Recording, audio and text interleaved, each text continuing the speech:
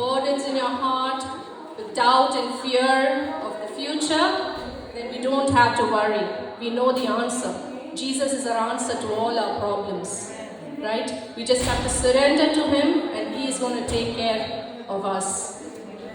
Psalm 27:5 states, "For in the day of trouble, He will keep me safe in His dwelling.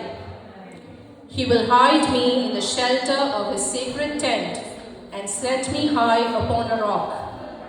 தீங்கு நாளில் அவர் என்னை தம்முடைய கூடாரத்தில் மறைத்து, என்னை தமது கூடார மறைவில் ஒளித்து வைத்து, என்னை கண்மலையின் மேல் உயர்த்துவார்.